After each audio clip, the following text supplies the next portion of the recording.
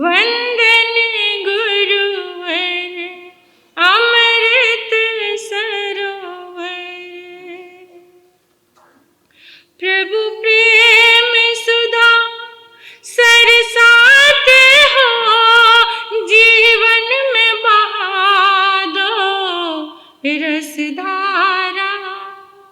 गुरु प्रेम सुधा सरसाते हो, जीवन में बहा दो रसधारा। हम धन्य हुए दर्शन करके, हम धन्य हुए दर्शन करके। चरणों में अपने लगा लेना। वंदन गुरुवर अमृत सरोवर। तुम ज्ञान की ज्योति जगा देना। हम आए तुम्हारे चरणों में, हम आए तुम्हारे चरणों में। इस नैया को पार लगा देना। वंदन गुरुवर। अनंत अनंत मैत्री के मसीहा, दया और करुणा के अवतार परम पिता परमात्मा प्रभु महावीर के चरणों में कोटिश वंदन नमन। अरिहंत परमात्मा श्रीमंदर स्वामी भगवान के पावन चरणों में वंदन करती हूँ, नमन करती हूँ। श्री आत्म शिव शमन रतन गुरुवे नमः। परम दयालु परम कृपालु कर्नाटक गज केसरी आराध्य गुरुदेव के पावन चरणों में कोटिश वंदन नमन। तब का दिव्य वरदान देने वाले मम आराध्य गुरुवरिया श्री प्रवेश कुमारी जी महाराज साहब के पावन चरणों में वंदन नमन। 311 उपवास द्वारा जिन शासन की अद्भुत प्रभावना करने वाले तपाचार्या तप चक्रेश्वरी गुरनी मैया श्री मोहन माला जी महाराज साहब के पावन चरणों में वंदन नमन। मेरे जीवन पर अनंत उपकार करने वाले, धर्म का दिव्य दान देने वाले आराध्य गुरनी मैया के चरणों में वंदन नमन। गुरु गणेश परिसर में विराजमान समस्त गुरुवरिया तुल्या महासती वृंद के पावन चरणों में वंदन करती हूँ, नमन करती हूँ। स्नेही प्रिय छोटी साध्वियाँ, गुरु गणेश दरबार में आए गुरुदेव के परमात्मा के प्यारे प्यारे भक्तों, हृदय के आंगन में आप सभी का स्वागत करती हूँ। अभिनंदन करती हूँ आप सभी की श्रद्धा का, अनुमोदन आप सभी के सुंदर भावों का, और बहुत सारा धन्यवाद है आप सभी को। आप इतने प्रेम से भरकर इस गुरु दरबार में, धर्म आंगन में उपस्थित हुए हैं। सचमुच में आप बहुत सौभाग्यशाली हैं, पुण्यवान हैं। सुबह उठकर ये ख्याल कि मुझे जिनवाणी का पान करना है, संत समागम करना है, ये इतना सा ख्याल आपको परम सौभाग्यशाली बना देता है। परमात्मा से प्रार्थना करती हूँ आप सभी के जीवन में सुख शांति समृद्धि का वर्धन हो, आत्मा का भान हो सभी को, इस परम तत्व के लिए सभी के जीवन में श्रद्धा का भाव आए,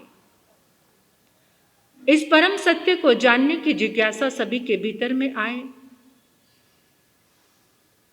धन के साथ साथ धर्म का प्रेम भी आपके जीवन में जागे, क्योंकि अगर बैलेंस करके चलोगे तो सुखी रहोगे। ज़्यादा प्रेम धन का है और धर्म का नहीं है, एक पलड़ा ऊपर और एक नीचे, तो क्या होगा? असंतुलन। असंतुलन परेशानी का कारण है, दुख का कारण है। इसलिए तो हम परेशान हैं, इसलिए तो हम दुखी हैं, क्योंकि हम किससे ज्यादा प्यार कर रहे हैं। इस दुख के कारण को समझना होगा। आज मैं आपके बीच गुरु कृपा से एक श्रृंखला प्रारंभ कर रही हूं। परमात्मा की चरम वाणी श्रीमद् उत्तराध्ययन आगम का 29वां अध्ययन। 29वां अध्ययन सम्यक्त्व पराक्रम के नाम से है। अभी तो हमें यही नहीं पता कि सम्यक्त्व क्या है। आपके साथ मैं भी शामिल हूं। सम्यक्त्व क्या है? एक परम सत्य। वो परम सत्य क्या है? क्या है परम सत्य?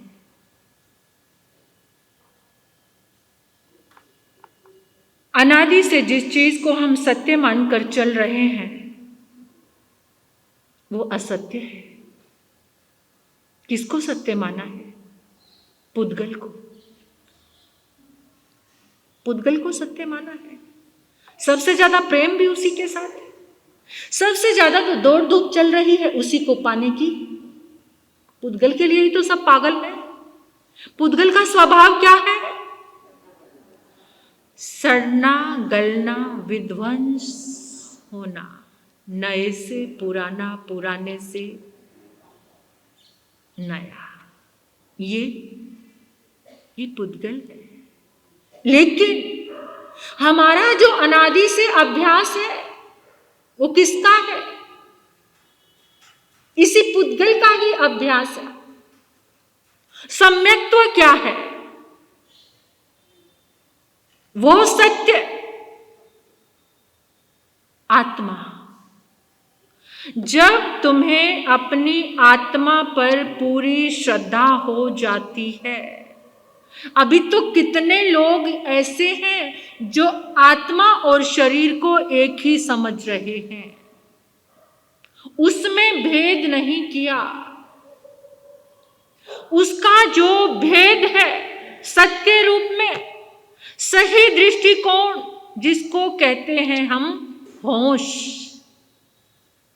जाग कर हर चीज को जब देखते हो तो समझ आ जाता है कि क्या गलत है और क्या होश।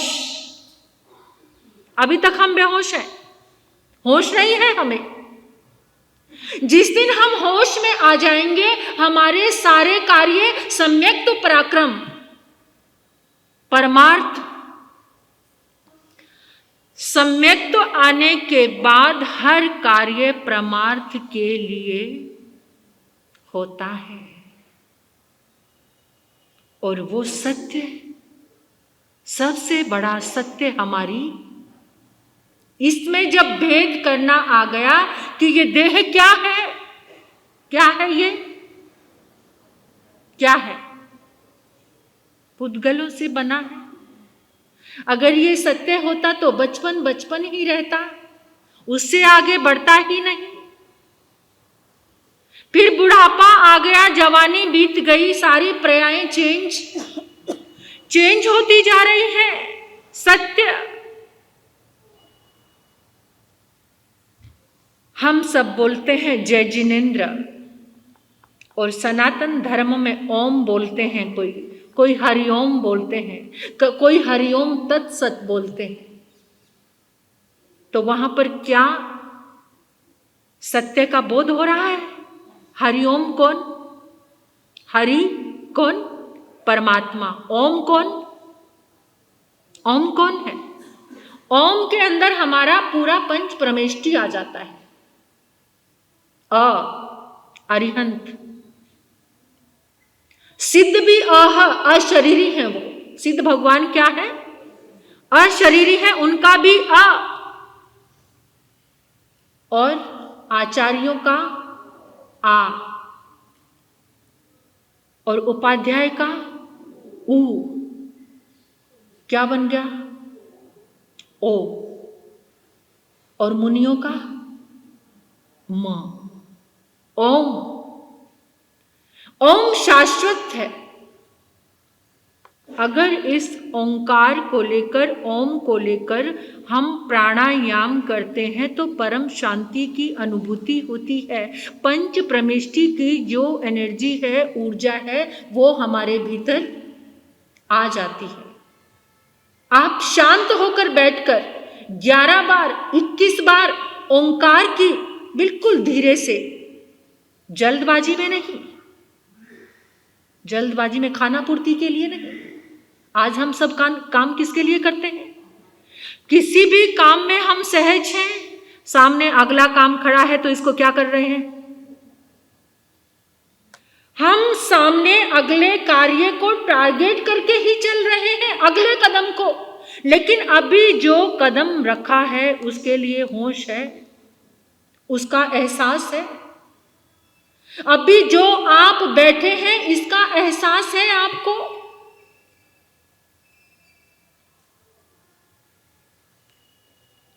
सम्यक तो पराक्रम की यात्रा चौथे गुणस्थान से होती है।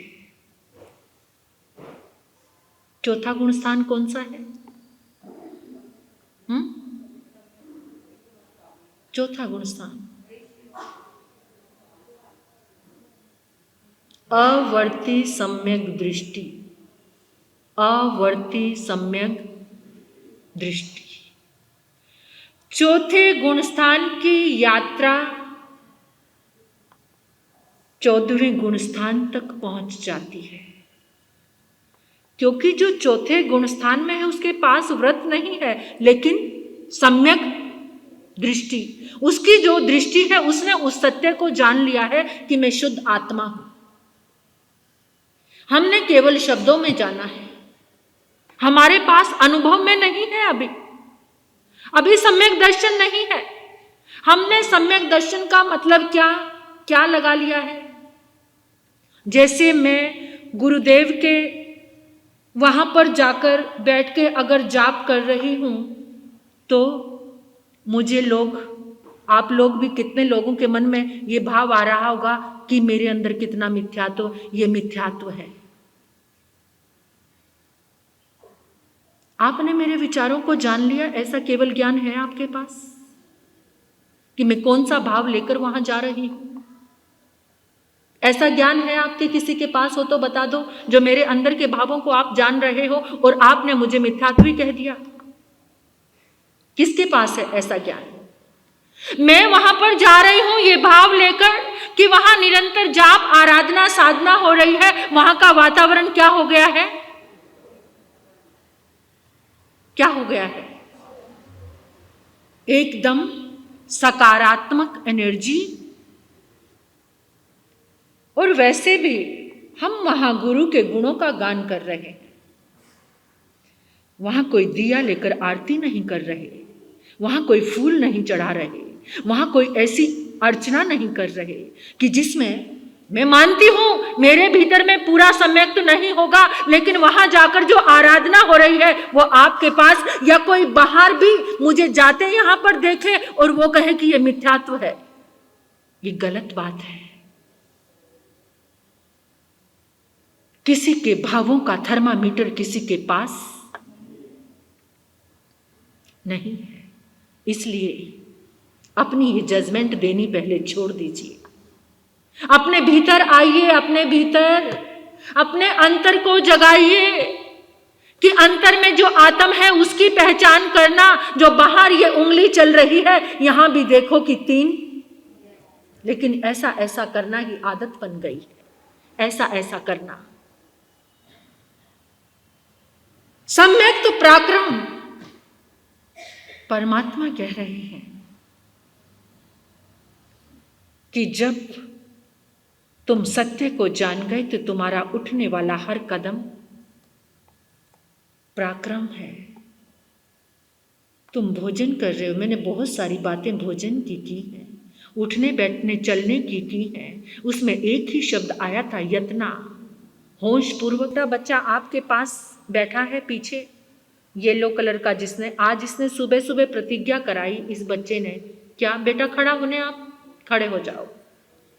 इस बच्चे ने प्रतिज्ञा कराई है वेज नॉन वेज होटल में 1 साल तक, 6 महीने तक कहा हमने, इसने कहा कि 1 साल तक उसमें भोजन जाकर। तो इस बच्चे को देखकर आप कितने लोग प्रतिज्ञा करोगे? आपके जीवन में विवेक है ये? सारे जिमीकंद का त्याग है इस बच्चे का, ये जिमीकंद नहीं खाता है। इतना छोटा बच्चा। बैठ जाओ बेटा। इस समाज के लिए, संघ के लिए, इस सभा के लिए एक आदर्श है ये बच्चा, कि जिसने पूरा जिमीकंद छोड़ दिया है। उसके अंदर भी तो कोई अरमान होंगे खाने के। आपके बच्चे शाम को ही सोने से पहले प्लानिंग करते हैं, आप क्या समझाते हो उनको? जब बच्चा मां के गर्भ से बाहर आता है 40 दिन के बाद, आप उसके अंदर कौन सी एनर्जी डालनी शुरू कर देते हो? उसका नामकरण होते ही उसके नाम की एनर्जी, उसके रिश्तों से मुलाकात कराते हो आप। ये तुम्हारी चाची है, ये तुम्हारी छोटी मम्मी है, ये तुम्हारी बुआ है, ये तुम्हारे पापा। पापा के पास जाओ, दादू के पास जाओ, बस यही परिचय कराते रहते हो आप। कभी आपने ये नहीं कहा उस बच्चे को गोद में लेकर, अपने हाथों में लेकर, या जब वो गर्भ में था, तू शुद्ध आत्मा है, तू शक्तिशाली आत्मा है। एक माता मदालसा की बात आपने सुनी हो गई। मदालसा, वो जब गर्भ में उसके जीव आता था, उस राजकुमारी ने पहले से ही शर्त रख दी थी कि जो मेरी शर्त को स्वीकार करेगा उसी राजकुमार से विवाह। शर्त क्या थी? कि मैं अपनी संतान को कुछ भी बनाऊं, आपको बीच में इंटरफेयर नहीं करना। ये शर्त थी उसकी। कुछ ज्ञान की बात अंदर जा रही है आपकी? बहुत दिन तक मैंने आपकी रूटीन लाइफ की बात कर ली, अब मन है थोड़ा सा आत्मा की बात हो जाए।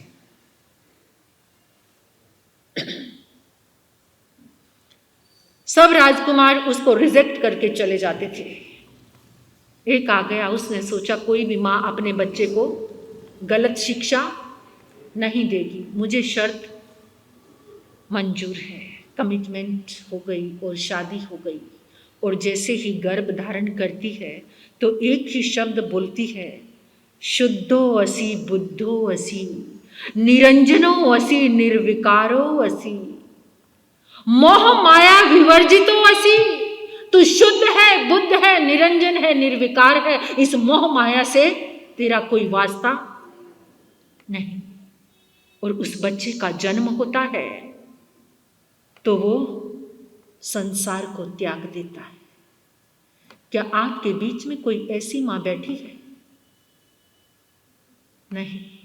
बड़े होकर तुझे डॉक्टर बनना है, बड़े होकर तुझे इंजीनियर बनना है, बड़े होकर तुझे सीए बनना है। ये सब ख्याल कुट कुट कर कुछ उपकार भी कर दो उस बच्चे पर। तुम्हारी कोख में आया है, थोड़ा उपकार करो उसके ऊपर, ये कहकर तू शुद्ध है, बुद्ध है, निरंजन है, निर्विकार है। काश समझ आ जाए। ये मनुष्य भव पता नहीं दोबारा, इस मनुष्य भव को इतना दुर्लभ क्यों माना? क्यों माना? बेतहाशा इंसान जन्म लेते जा रहे हैं और इतनी आबादी बढ़ती जा रही है। बेतहाशा आबादी को रोकने के कार्यक्रम भी चल रहे हैं, लेकिन ये दुर्लभ क्यों माना?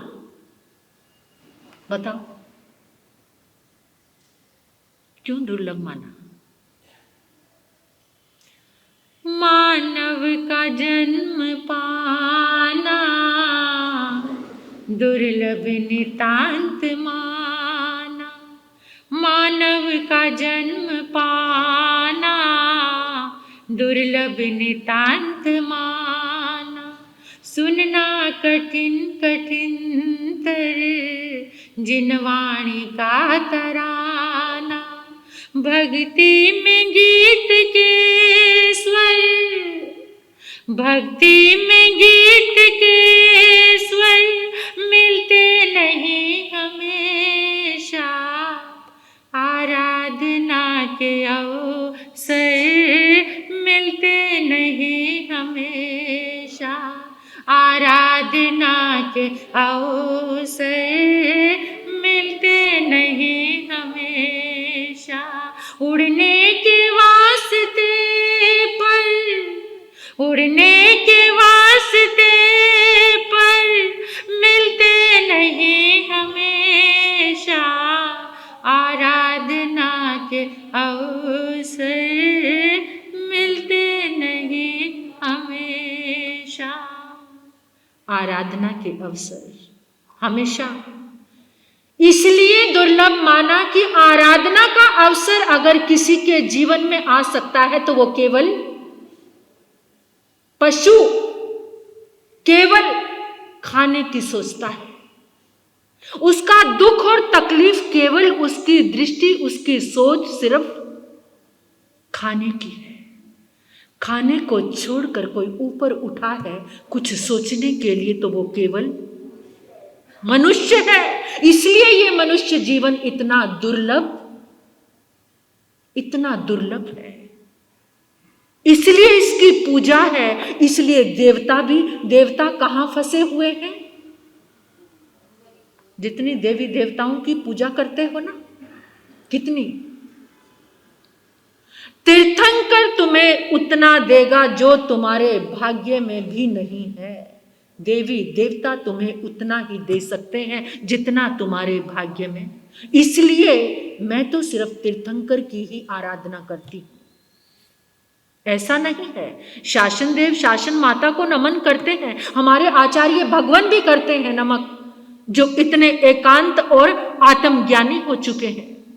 लेकिन क्योंकि उनका उपकार है, शासन देव शासन माता का उपकार है, लेकिन आराधना तुम तीर्थंकर की करो, शासन देव शासन माता अपने आप ही प्रसन्न हो जाए। और वो तभी प्रसन्न होते हैं जब तुम तीर्थंकर आराधना करते हो। जब तुम उनकी पूजा में उतर जाते हो तो वो भी परेशान हो जाते हैं। क्यों? क्योंकि उनको प्रिय है। वो उसी मनुष्य से प्रसन्न होते हैं जो तीर्थंकर आराधना करता है। लेकिन तुमने तो तीर्थंकर को छोड़कर कुछ और कितनों 3600 रोग पाले हुए हैं। आज कौन सी गणगौर माता है, एंड वो कौन सी जो ठंडा भोजन बासी है ना, करते हो ना, सब करते होंगे शीतला की पूजा। और साधु संतों पे नाम रखते हो कि गुरुदेव के वहां पर जाप करने चले गए तो वो मिथ्यात्वी हो गए। और खुद का मिथ्यात्व नहीं देखा। तीर्थंकर के शासन में जन्म लेकर तीर्थंकर की आराधना नहीं करते। सम्यक तो कैसे मिलेगा? कैसे मिलेगा? उसके लिए परमात्मा ने 71 बिंदु उत्तराधन आगम के 29वें अध्ययन में, कल एक विषय चल रहा था, भाग्य बनाना चाहते हो, उसको भी थोड़ा सम्यक्त्व के साथ जोड़कर चलो। जब तक लाइफस्टाइल चेंज नहीं होगा तब तक सम्यक्त्व के दर्शन, लाइफस्टाइल क्या, एक्सपेंसिव चीजें जितनी ज्यादा ब्रांडेड, आवश्यकता नहीं है। ये 4 चीजें, ये लक LUC के ये 4 तुम्हारे भाग्य को, सौभाग्य को समाप्त कर रही है। लाइफस्टाइल तुम्हारी संपत्ति को खत्म कर रहा है। तुम्हें आवश्यकता नहीं है, लेकिन फिर भी पड़ी हुई है। कितनी घर में कितनी चीजों पर धूल पड़ी हुई है। नया बंगला बनाया, पुराने बंगले का फर्नीचर उसमें नहीं होना। अभी वो अच्छा है लेकिन शिफ्ट करते हो वो पुराना, किसी को देने को भी मन नहीं है। इतने भी उदार नहीं हो कि किसी के काम आ जाए। कनाडा में एक चीज होती है, जब लोगों को यहाँ सामान ज्यादा हो जाता है तो बाहर निकाल के रख देते हैं, कोई भी उठा कर ले जाए, कोई भी। बड़ी अच्छी लगी मुझे ये बात सुनी तो। और तुम्हारे यहाँ तो कचरा बन जाता है धूल चढ़ चढ़ के, तब भी मन में भाव नहीं आता कि बाहर रख दें या किसी को बुलाकर दे दें तुम्हारे यहाँ से कोई। ये लाइफस्टाइल है, ये लाइफस्टाइल, ये लाइफस्टाइल अच्छा नहीं है। दूसरा नंबर क्या है? You, LU। You means unwanted habits. Unwanted habits, ऐसी आदतें हैं आपकी, ऐसी आदतें, आवश्यकता नहीं है। अनवांटेड हैबिट्स क्या? गुरुदेव के समाधि स्थल पर आ रहे हो, मोबाइल की आवश्यकता नहीं है। प्रवचन में आ रहे हो, मोबाइल की आवश्यकता लेकिन लाना है। प्रवचन में बोर हो गए तो पीछे बैठकर मोबाइल ही, क्या? Unwanted habits. अनवांटेड हैबिट्स तुम्हारी शक्ति को खत्म करती है। कितने द्रव्यों का सेवन हो रहा है हर रोज? कितने द्रव्य? कुछ सीमित किया है? कुछ ब्रेक लगाया है? कितने द्रव्य? थाली में 2 सब्जी रखी है फिर भी अचार चटनी ये वो सब चाहिए। Unwanted habits. खाली बैठे हो, कोई आवश्यकता नहीं है किसी को फोन करने की, लेकिन वो सामने वाला चाहे परेशान हो जाए लेकिन करना है। Unwanted habits. ये शादी विवाहों का जो सिलसिला शुरू किया हुआ है, क्या आपने प्रतिज्ञा की है कि कितने द्रव्य रखने हैं उसमें? किसी की प्रतिज्ञा है 25, 30, 100, 200, 500। आपका स्टेटस है ये स्टेटस जिंदगी को बर्बाद कर रहा है। ये घोर मिथ्यात्व क्या है? कितने से काम चल सकता है? अरे पहले की शादियां कितनी अच्छी होती थी। आज तुम एक समाज में क्रांति कर सकते हो, युवा कर सकते हैं। अगर आप नहीं कर सकते, आपको बहुत चाव है अपने बेटे का, दादा को बहुत चाव है मेरे बेटे की शादी हो, लेकिन आज का युवा तो समझ रहा है इस बात का। कम से कम आज का युवक खड़ा होकर यह क्रांति कर सकता है कि मेरी शादी में 30 आइटम से ज्यादा।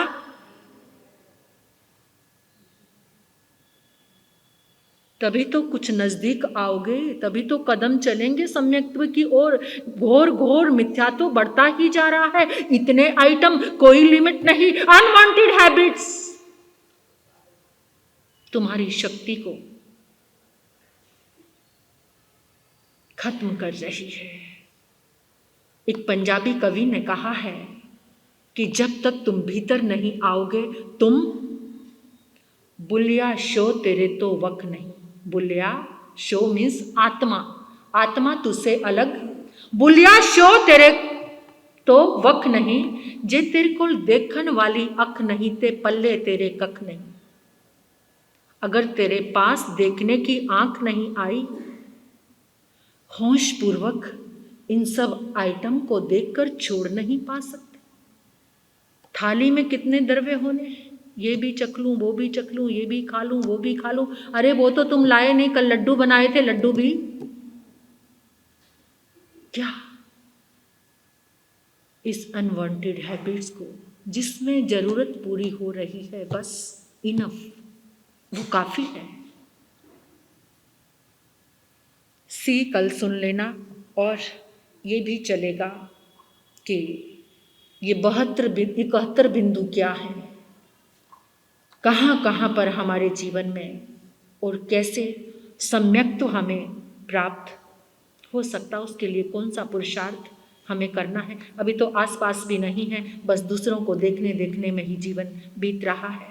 और दूसरों को ना देखकर अब अपने आप को जिस दिन देखना शुरू करेंगे तो थोड़ी यात्रा प्रारंभ होगी सम्यक्त्व की। आगे ये आप जैसे आएंगे हर रोज आप श्रवण करेंगे। अब गुरनी मैया के, हाँ एक बात और कह दूँ, हमारे बीच में समाना से, पंजाब समाना से हमारे भाई संजय, ये समाइक में बैठे हैं, तेरापंथ समाज से हैं, लेकिन 2008 में ही इन्होंने एक 9 में हाँ एक रिश्ता जोड़ा बहन भाई का। तो वो कितने वर्ष हो गए और ये इतने तपस्वी हैं।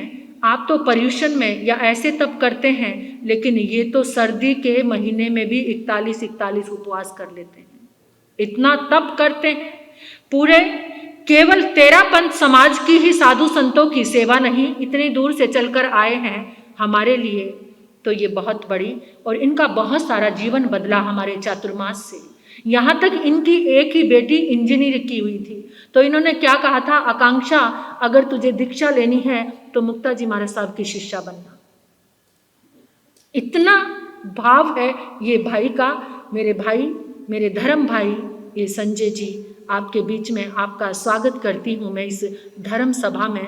आप बहुत धर्म के कार्य, इनको बहुत गुस्सा आता था, इनके सामने कह रही हूँ, लेकिन जब से इनकी धर्म पत्नी तो यही कहती है, महाराज साहब आप क्या मिले, इनका जीवन बदल गया टोटली। इनका जीवन, जो भी कुछ जीवन की बुराइयां थी, ये कभी मेरी बात को टालते नहीं। और एक बात कहते हैं कि बस आपकी आवाज़ सुन ली तो मेरे जीवन में मंगल ही मंगल है। इतना बड़ा इनका श्रद्धा का भाव है कि मुझे कैसा भी परिस्थिति हो, लेकिन आपने जो कह दिया वो होना ही है। ये मेरी बात नहीं है, ये इनकी श्रद्धा की, ये ऐसी अद्भुत इनकी श्रद्धा है। तो आपका इस धर्म सभा में बहुत सारा स्वागत है मेरे भाई। आगे बढ़ो धर्म ध्यान में, तप में, जप में, आपको आत्म की उपलब्धि हो, यही मेरी मंगल कामना है।